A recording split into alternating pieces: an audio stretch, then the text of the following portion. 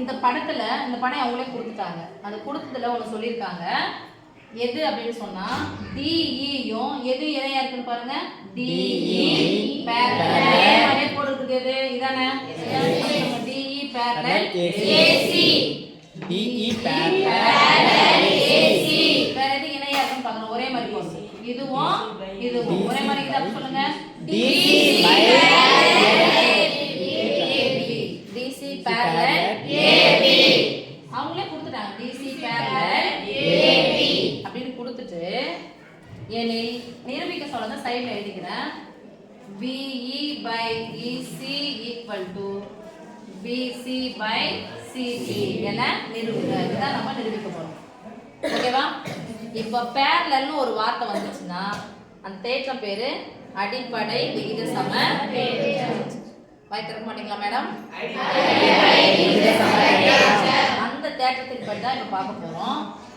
First எந்த முக்கோணம் எடுத்துட்டு போறோம்னா DEAC. DEAC இதானே? அப்ப DEக்கும் ACக்கும் உரிய அந்த முக்கோணம் பேர் என்னன்னு சொல்லுங்க பார்க்கலாம். BCA முக்கோணம்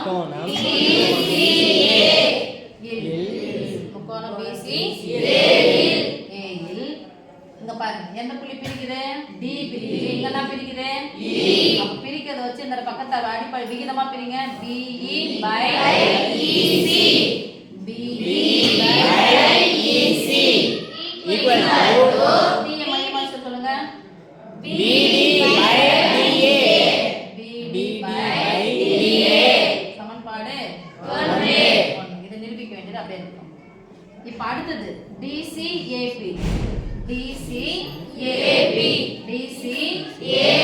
இந்த முக்கோணமா வருதான்னு பார்த்தா இல்ல. அப்ப பெரிய முக்கோணமா என்ன பண்ணாம எடுக்கணும். பெரிய முக்கோணம் BPA முக்கோணம் ஓகேவா? இப்போ எந்த புள்ளி பிரிக்குது பாருங்க. இந்த BP எந்த புள்ளி பிரிக்குது? C. இந்த B எந்த புள்ளி எந்த புள்ளி பிரிக்குது? D. படிப்படியா சொல்லுங்க. இத சொல்லுங்க. BC by CP. BC by CP equal to BD by DA. BD by DA சமன்பாடு 1 சமன்பாடு 2 பாருங்க. ரைட் சைடு சமமா இருக்கா? BD by DA BD by DA. அப்ப ரைட் சைடு சமம்னா லெஃப்ட் சைடும் சமம். சமன்பாடு 1 மற்றும் 2 இருந்து சமன்பாடு 1 மற்றும் 2 இருந்து ரைட் சைடும் சமம்னா லெஃப்ட் சைடும் சமம். லெஃப்ட் சைடுல என்ன இருக்கு பாருங்க.